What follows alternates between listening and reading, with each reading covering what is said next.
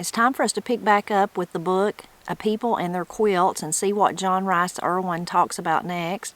If you've missed any of the previous readings, just look in the description below for a playlist. Clemy Pugh, Quilting into her second century. Clementine Copeland Pugh was born in the mountains of Overton County, Tennessee, in a one-room log cabin with puncheon floors, one door, and two glassless window openings. Red clay was daubed in the large cracks as partial protection against the cold winters, and a small rock chimney and fireplace provided the only heat. She was 100 years old on September 12, 1982, and in the 5-month period from that birthday and the time I talked with her, she made 10 quilt tops, all by hand. Her stitching, color design, and patterns are superb. Clemy, as her friends call her, is as alert, spry, and agile as a woman half her age, and her sense of humor and joyous outlook on life are truly inspirational. She has quilted for almost 90 years and has made an estimated 400 quilts. I went to visit her in the Middle Tennessee town of Monterey a few weeks before Clemy's centennial birthday, but she wasn't at home. Concerned that she might be ill or in the hospital, I went anxiously to the nearby home of Dow Pugh, one of her sons. "What day is this? Thursday?" He said, "Oh yes, this is her card-playing day. She's walked down to one of her neighbors to play cards. She plays twice a week, no matter what, even during last winter's big freeze. I had to go down and help her across the ice and snow. She used to whip me for playing cards, and now, her 100 years old, she plays twice a week." Clemy's mother was a striking, resolute mountain woman known throughout the Cumberlands as Aunt Henny Copeland, one of 14 children raised to adulthood by Andrew Jackson Walker and his wife Clementine. Aunt Henny was an herb doctor and a granny woman reputed to have delivered over 1,500 babies, often riding through the rugged and forested terrain during the night hours. "Lord, I recollect many a time some feller would wake her in the middle of the night. She'd put the side saddle on the old horse and away she'd go," Clemy remembered. "Mother'd go whenever and wherever anybody asked her. She done it as a favor. Sometimes she'd get some hog meat, sometimes they'd give her $50 for delivering a baby, but lots of them folks was so poor they couldn't give nothing." Clemy's father, Abram Copeland, seems to have been a more passive person who was overshadowed by his energetic, ambitious wife. He was also a native of Overton County, where he and Aunt Henny raised their 8 children, including Clemy, at a place called Sinking Cane. In a recent letter to me, when Clemy was well into her 101st year, her son Bill reflected upon his mother as a quilter. "As you perhaps know, Mother has made quilts ever since she was in her early teens. She was raised to work and keep busy. I well remember when all of her 6 sons were still at home, she had no less than 50 stacked up that she had made, and when each of her 6 sons married and left home, she gave each one 5 quilts.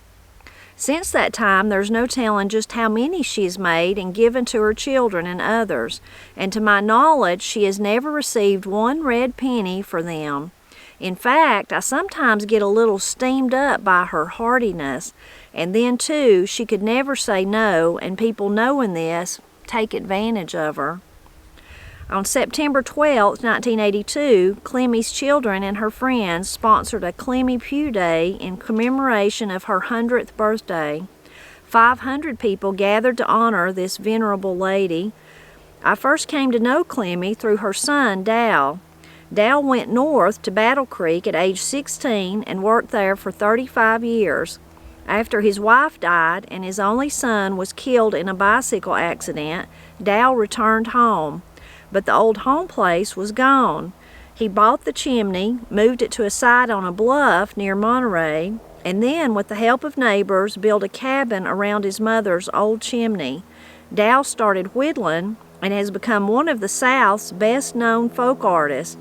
I bought the first such art Dow ever sold, and after a few years I became acquainted with and progressively more intrigued with the Pugh family, including Clemy, whom I've called Queen of the Cumberlands. My most recent visit with Clemy Pugh was February 1983, when Robin Hood joined me for the purpose of photographing her and some of her quilts. Robin, anticipating a 100-year-old woman, was astounded by the feisty little lady who greeted us at her door. As Robin took pictures, I turned on my recorder. "Well, how are you feeling today, Clemy?" "Oh, I'm fine. It's my old knees and back that ain't much count, but I reckon I do pretty well for my age, for being 100 ever since the 12th of last September. We want to talk to you about your quilting. When did you start? Who taught you? How many have you made? And what have you done with all of them?" "My mother learnt me to quilt when I was just a young child. We'd work in the fields and gardens, and when it was cold or rainy, we'd quilt or spin and weave. I've spun a many a day, all day long.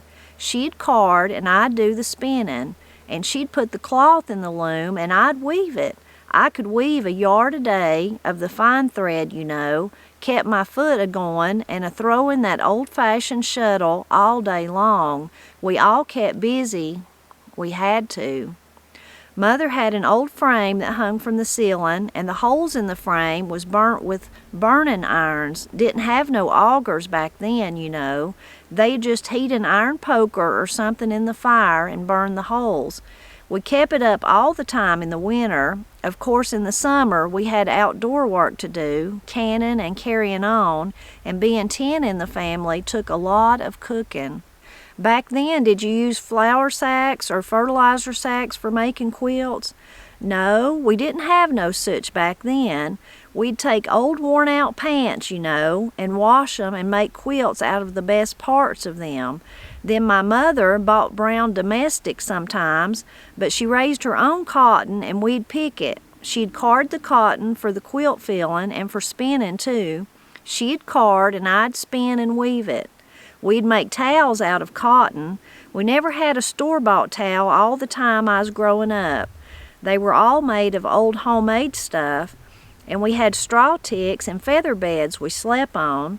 Why, Mother never made no fancy patterns much. Most of her quilting was for old everyday quilts to keep you warm. I started quilting some at home when I was about 12 years old, but I didn't do much quilting till after I was married in December 1900. I went to quilting right after I got married, soon as I got me enough material together, you know, and I've quilted ever since, except the year my husband got sick and died in 1942. I had to look after him that year. You've been making quilts on your own since 1900? How many do you suppose you've made? Well, I have no idea. I've give 'em all away as soon as I've made 'em. I've made at least 4 or 5 a year, and I've done that since I got married 82 years ago, so figure it out for yourself. That would be over 400 quilts. Well, I've made every bit of that many. Much laughter.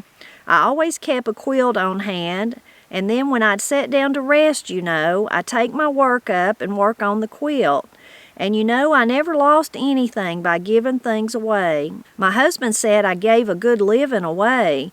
He didn't believe in working and giving it away, but I never lost anything by giving folks something. I never went hungry. I've given to my children, my grandchildren, and my great-grandchildren, and my nieces, and to my friends. I remember once I'd taken my husband's old pants where the seat had wore out and the knees and ripped them up to make a quilt. And I took some of his old coats where the elbow had wore out and some other old clothes, and I made a quilt. I had just finished it when my husband's brother's wife came by. Her name was Julie. She looked at me and she says, "You give me that quilt. I need it and you don't." She had a great big family too, and she didn't make quilts. And I just handed it over to her, and she was the proudest thing. And we went there to stay all night sometime after that, I don't know how long, And she put that quilt on our bed and she says, "There's the quilt you give me." Did you ever sell a quilt? No. Yes, I take that back. Dal sold one for me a few years ago, sold a turkey track made out of red and green. Dal was in the room with us listening to the conversation, and I couldn't resist asking, "Well, did Dal give you the money he got for the quilt?" Clemy laughs heartily. "Yeah, he give me the money. My boys have all been good to me. I'm proud of my boys. That's the only thing I've got that I'm proud of is my children. My boys are just wonderful men. It's not becoming of me to brag on them, but..." Clemy was unable to finish the sentence, but she didn't have to. "Where do you get all the material to make the quilts?" "All the people around here know I make quilts, and they bring me their scraps. My niece up here brings me some. Why, material is $2 and over a yard. That pink and red stuff there is over $2 and something a yard, and I'm not going to pay that to make the quilts and give them away. I'm sitting here watching how fast you sew and how you use the thimble. How old is the thimble?" Much laughter from Clemy. "I've used this same thimble ever since I've been married." "For 82 years? That's amazing." "Yeah, I had it when I was married and I've used it ever since," laughs again. "I understand that you haven't quilted in the last few weeks." "No, I haven't quilted lately. My shoulder got to hurting and I couldn't quilt. But I've made a lot of quilt tops this winter. I've made 8 double wedding rings and 2 flower gardens, and I'm working on another flower garden. I give them to Jimmy May here. She's my grandson's wife, you know, and I give them to my daughters-in-law. I've got to have something to do, and that's why I like making quilts so well. If I don't have something to work at with my hands, I'm laying down, and I shouldn't lay down all the time." "Well, since you started making quilts about 88 years ago, you've only sold one quilt that you've made. I must say that it doesn't sound like you're a very good businesswoman." "No, I'm not. I'm no businesswoman. I'm just an old country woman living in town." Here's a picture of Clemy's family. It says, "Clemy front row at left is shown here with her father and 6 of her brothers. Her mother Henny is standing directly behind her husband because she was expecting her 8th child, and it was considered to be in extremely bad taste to have one's picture taken in such a condition." The Copeland family members front row, left to right, are Clemy, Abraham, Herbert being held by his father, William, Perry, and Walter. In the back row are Jim, Mother, Henny, and Bob. This photograph, taken February 1st, 1897, was made on the front porch of the log house where the family lived. Photo courtesy of Bill Pugh. Although Clemy has given away virtually all of the some 400 quilts she has made over the past 85 years, she had a few packed away neatly in her bedroom. Among these is the most unusual one, which she called the church quilt. I asked her to explain. "Well, we wanted to raise money for the church, and we made this quilt, and everybody that wanted their name on it give us 15 cents.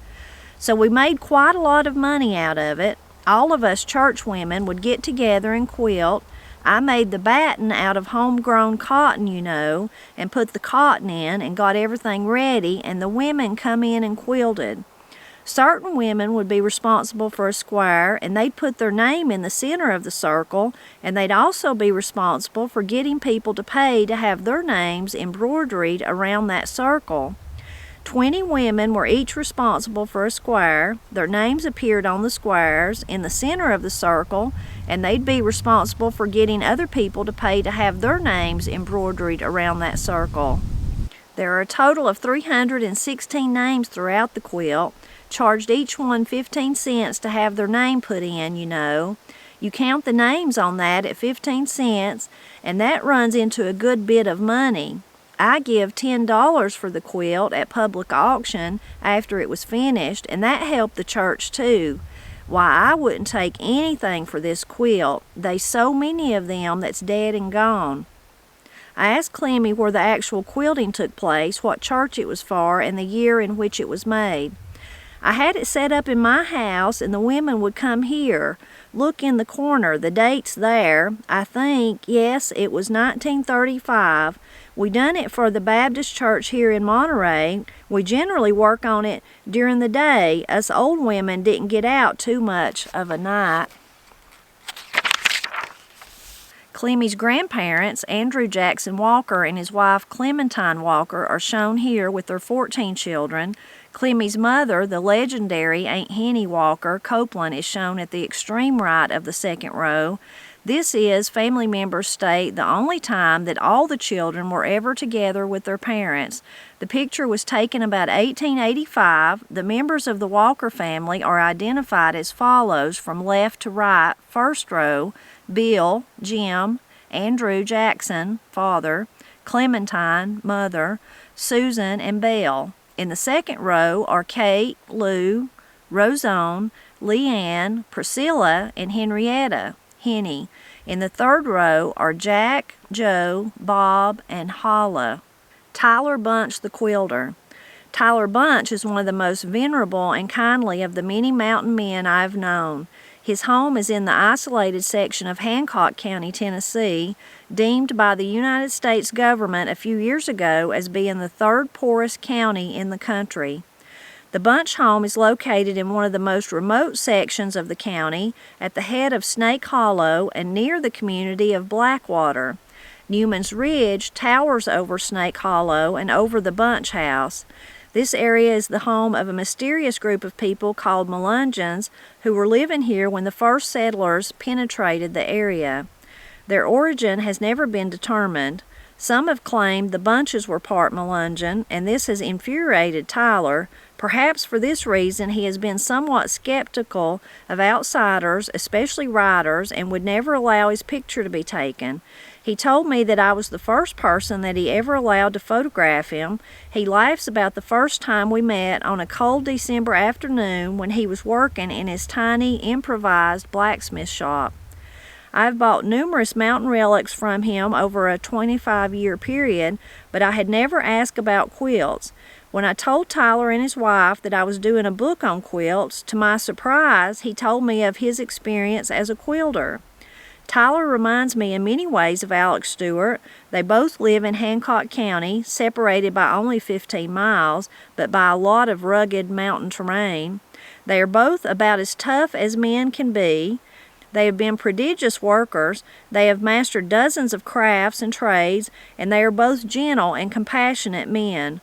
Neither weighs 100 pounds soaking wet, and the last thing I learned about both was that they could spin, weave, and make quilts. Many, and perhaps most men, would never have lowered themselves to do women's work, and if they did so, they wouldn't have admitted it. But both Alex and Tyler admitted to it and were as proud of their ability to quilt as they were of their work as loggers, miners, trappers, etc. Tyler talked of his quilting and other aspects of his life. Well, Tyler, I knew that you had worked at about every kind of work that there is, but I never knew you could quilt. Tell me about your quilting. Up the creek here a little ways, up there where I was born and raised, some old women was having a quilting. Well, I was standing there, and one of them asked could I quilt, sorta as a joke. I told one of them to thread me up a needle. She got to laughing and said, "You can't quilt." And I said, "Thread me a needle." I took a piece of chalk and a string and made a fan, kinda, you know. I made me out a round, about 6 rows. I'd never seen no template. I quilted it, and they every one got up and looked at it. And they was old women. And every one of 'em said, "He done a better job than every one of us," and said, "You can just help finish this." And I hoped 'em finish the whole quilt. Tyler, at age 89, slapped his leg and laughed heartily at this recollection. That was at Lewis Collins down on the ridge way back out there. That's been about 75 years ago. Where did you learn to quilt? I learned myself, right at home. Mama died when I was 12 years old, and they was 7 little children and only one girl in the bunch, and she was small. So that just left me and Pap to quilt of a night after we come in from working in the woods or in the cornfield. I didn't make no patterns like people does now. I'd just get me some cloth and tear it in strips, maybe that wide and as long as I wanted the quilt to be, and I'd change colors and sew them strips together. During your 89 years, you've worked at many different types of work, haven't you? I worked at everything a man could put his hands on. I'd go in and I'd say, "Have you got anything that you need done? And do you need anyone to help you out?" I never would ask for no job. I knowed they's plenty of 'em, so I went to a place once to a farmer and asked, "Do you have any work you need to have done?" "Plenty of it. What can you do?" I says, "What do you want me to do?" He said, "You're just too little to work. You can't do a man's work." Men was a-gettin' 50 cents a day for 15 hours. Well, I says, I started out to work and I'm gonna find it. If I can't get it here, I can get it elsewhere. I said, being as I'm here, I'll help ye today for nothing. Then if you think I can do anything, I'll work some for you. I come in that night and I asked him, "Well, what do you think about it?" And he said, "Come back tomorrow." I worked for that man 6 years straight. His name was John Russell, and he lived over here at Hubbard Springs. When I first started out, I worked with the chain gang, worked with them prisoners and them all dressed in stripes and had 'em all tied to a big long chain with leg irons. I tamped ties for the railroads and helped lay steel rails. I worked up here in Virginia in the coke ovens for 5 or 6 years pulling coke. We'd burn that coal and make coke out of it, and it'd be so hot where you walked that sometimes it'd burn holes in your shoes. Have to pour water on your shoes to keep 'em from burning. Did you ever work in the coal mines? Yeah, I opened 2 mines myself. I cased them up with timbers, and then I got me a buddy, and we dug coal for years. We didn't have no tracks, and it wasn't high enough for a mule, so we went back in that hole in under the mountain and dug it out with a pick, and then we'd roll it out on a wheelbarrow. He'd dig and I'd roll, then I'd dig and he'd roll it out. We'd take turns that-a-way. The mine was right in the woods, just like right here. Tyler pointed up toward the mountain that came to within a few feet of his front porch. It was never cleared out, and there was no road to it. And me and that feller that was with me, we pulled that coal 6 miles over the mountain before we could get it out. The last time I was here, I guess it's been 2 years, you had just killed a big rattlesnake out there in the front of your house. Yeah, I remember that. He was a big un. I killed another one last year, and they's plenty more there now. It's time for them to crawl. This warm weather makes 'em crawl. I told you about getting Copperhead bit, didn't I? Buddy, he really laid it to me. He hit me twice thar, 'fore I found out what it was. Pap was barefooted and had his breeches legs rolled up to his knees, and it was right after me. Pap jumped up on it barefooted and stomped it to death. It was about as long as that, and I guess as big as that. Tyler measures a yard with his outstretched hands and compares its size to his arm. He'd just pulled his shoes off, and we'd started up to an old man's that lived up on top of the ridge. He had a big orchard of all kinds of fruit, and we's going up there to get some. Every year when the snake sheds their skin, that place, where he was bitten, sheds just the same as a snake. It's done that ever since it got well. I'd say that's been 75 years ago. My legs like to have rotted off from that. Didn't know nothing to do for it. Put a little turpentine on it and a hen egg to draw out the poison. We didn't have nothing to doctor or dentist with back then. At this point, Tyler rolls up the leg of his overall to show a discolored knot on the calf of his leg the size of a half-embedded egg. Then he repeats, "That place will start hurting me and turning a different color, and then it'll just shed off just about the time The snakes start shedding their skins. Does that every year. Alls I ever made was just old everyday quilts, Mrs. Bunch emphasized. I never made no fancy quilts. Well, I hate to say it, but I can quilt about as good as the old lady here, Tyler laughs. Flossy Cornet and her tobacco sack quilt.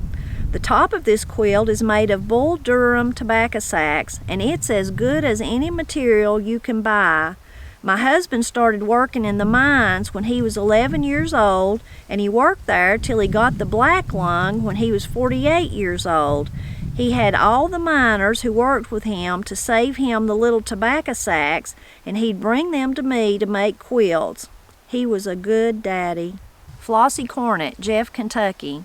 In the very heart of the East Kentucky coal mining mountains, a few miles south of Hazard, is the village of Jeff.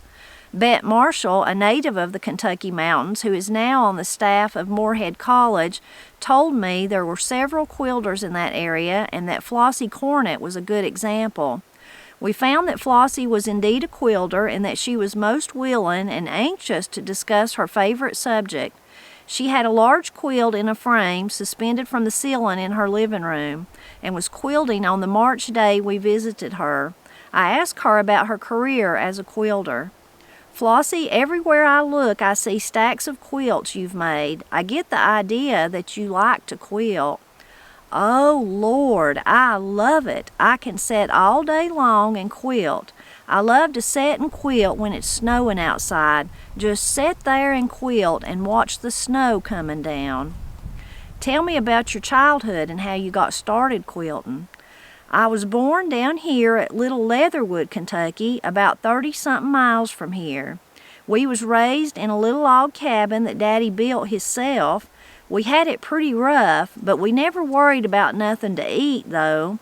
We raised it and we put it up. Everybody worked. We'd kill 8 and 9 big hogs every fall. We'd have meat till that time next year. We had a big 65-gallon barrel of molasses. We had one full of pickled beans, one full of pickled corn, and one full of sulfured apples. We'd hole up apples, turnips, cabbage, and potatoes and have them all winter. Even made our own vinegar from apple peeling. We didn't worry about where our meals come from. We had a cow, we had our milk and butter, and we had our chickens and eggs. We was raised in a Christian home. My daddy was a preacher. Started preaching when I was 3 days old and preached till he was 67. Had a stroke and had to quit. I started helping my mother quilt when I was 8 years old, and she died when I was 11. They was 10 of us children, and it took a lot of bed covers to keep warm. We tacked them. We didn't quilt them for the kids. Now, my mother made some nice quilts, but they was for company. My mother made nice quilts. And after you married, you continued to make quilts? Oh, yeah, I was a cornet and married a cornet. I had 11 children and raised 10. They've all got their own homes, all but one has, and he's somewhere in Arizona. I'm so proud of them, every one. Well, I've made 8 or 10 quilts lots of years. I've slowed down, though, as I've got older, got down to 4 or 5, and now I'm down to about 3. I give them away to the children and grandchildren when they get married, and I've got 26 grandchildren, and I've made them baby quilts. I've made some that's so beautiful. We'll stop right there today. I guess if there was a theme in this part of the book, it would be generosity. How they just made those quilts and give them away. Just made them and give them away. And Clemy's sons there, they're kind of thinking that she ought to be getting paid for them, that maybe people's taking advantage of them. But you can tell the women just want to gift people. They just want to bless people with the things that they make. Really reminds me of Granny. She gives her stuff away like that too, to her family, to her grandkids, to friends and family. And it's funny, Granny just loves to make and to create. I'm thinking she'd give me a lot of quilts that I shared in the video. If you missed that, I could link to it. But also thinking about her crochet things, sometimes I'll wear a sweater or something down there and she'll say, That's beautiful. Where did you get that? I'll have to tell her you made it. She just makes so many she can't remember all of them. So I guess that would be the theme of this part, would definitely be generosity. And even started with Clemy, started with her saying, I never lost anything by giving stuff away. Such a generous spirit. I just love that spirit of generosity that Clemy had. And she goes through and says that her husband wasn't really like that, but she was, and that she'd never been hungry and never went without what she needed. And I guess she was saying that was kind of, she'd been blessed by sharing and giving things away. And she was so healthy and spry to be 100 or 101 there. And when John went and took the photographer, he was impressed and couldn't believe that she was that old, because she jumped around and got around like she was somebody half that age. Wouldn't you like to be like that? I wish I would live to be 100 and be like that. That part of when he was describing her family, showing those wonderful old pictures, the way that they described Henny, her mother, Clemy's mother, really reminded me, if you listen to the book Dory, Woman of the Mountains, you remember Dory's mother was just like invincible. She could just do anything. And Henny sounds like maybe she was that same kind of mountain lady like Dory's mother. And I do love those old photos that they shared, that he had, and I'm so glad that he was able to put them in the book. And I've got some old photos like that from my mother's family, from Granny's family, and I just love to look at them. I love to think about what were they all thinking that day. What did they think about this photographer coming, and that you can tell they kind of tried to dress up, and just what were they thinking. And then when they left there, what did they do? What was going on in their lives at that time? What was big doings during that period of their life, and what did they all think about it? And then did they realize so many years later people like us would be enjoying it? All those things go through my mind. I really love that. I have one photo of some of Pap's family, the Coleman side, his mother's family. It'd be his grandmother as a little girl in the picture, and it's the same thing. It's a great old big group of people, and you just think, what were they all thinking? And just really neat to think about. I love old pictures, even if they're not my family. I love them. Now Tyler Bunch, he was really interesting, and if you didn't hear the Alex Stewart book, you could go back and I read it and listen to those readings. And so neat that he was like Alex in so many ways. And then that there was only 15 miles between where they lived. How fascinating is that? But he was really interesting. And then, really sad when John asked him how he learned how to quilt. Well, he had to, because his mother died, and all the little kids, there was only one girl and she was small, so it was just up to him and Pap, his daddy, Pap, to quilt. So that's what they did. Goodness, how hard they had it. You think about them working out all day in the fields, and then the man and his son coming in and quilting so that they'd have enough to keep the kids warm.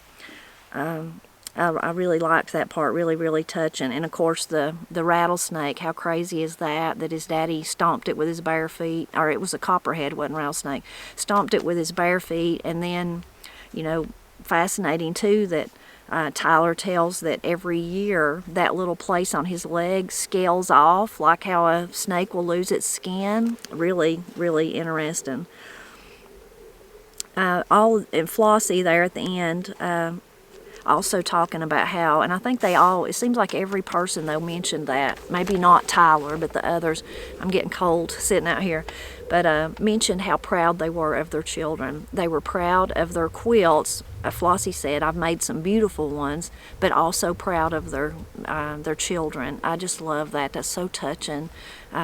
You've heard me say before, and I know people, if you don't have a good family, there's just nothing you can do about it. But oh my goodness, I wish everyone in the world could have a good family like I've been blessed to have, and it just makes your life so much, I would say, easier, but joyful, and that's the way it's meant to be. But I know sometimes it don't end up like that, and I hate that. I wish that for future generations, though, that we could put an importance on family, that's one of the most important things, is for you to be there for your family. And that was really touching that they were proud of their kids, even though one said, one somewhere in Arizona, like she hadn't even talked to him, but she was still proud of him. So really touching. And another thing, not just generosity, I guess, in this part that jumped out at me. Generosity for sure is the first thing, but the other one is, like Tyler and some of the others said, they had to quilt. They had to quilt or freeze to death. So yes, there was the beautiful patterns, especially as these older women, as they got older and they thought about things like that. You know, you had more money and you had more time and all those kind of things. But when they were young, it was just a necessity. They had to learn to quilt. I mean, they had to. And they didn't just have to do that. They had to work in other ways. You know, they had to grow the garden, they had to put up the food and all those kind of things. It's hard for us to imagine all the work that they had to do in those days. I know it is for me. I should just say for me. I can't speak for other people, but I pretty much live in the lap of luxury compared to those days, to where I don't have to worry about the things that they did, and I'm thankful, very, very thankful. But at the same time, it's almost like have we lost something because of that? Pap would call it because we're soft, get soft. But that's why, like Alex Stewart and Tyler, why they knew how to do so many jobs was just because they had to. They had to feed themselves, to feed their families. And, you know, that's why, like John was indicating, most men would be embarrassed, or, you know, they sure wouldn't admit it. They wouldn't be bragging about that they could quilt. They would be embarrassed by it. But they just had to. They had to do that. I mean, and they don't even, and that's how both of them looked at it. Hard times will do that for you, I know. And not that I've had hard times like that at all. But I think as we get older, that is part of the, if you gain any wisdom, if I've gained any wisdom, it's because of times that I went through in my life that things were not easy and that they were tough or something was going on. And then once you get through that, it gives you such an appreciation and a happiness for the good times and the easier times. Anyway, I hope you enjoyed this little part of the book as much as I did. You have to tell me what jumped out at you, if it was the generosity or the necessity. It goes back to even the very first. John, of course, wrote this book. I'm sure he had that thought in his mind the whole time, but the beauty in necessity. Still, that's kind of been a theme in my mind as we've read the book. There is beauty in necessity, and there's, I would say, worth in the work. Really satisfying. Even, I'm glad that I don't have to live like that. Don't get me wrong. I'm beyond thankful for what I have. But anyway, you'll have to share your thoughts with me. And as always, I hope you'll drop back by next Friday so we can see who he talks to next.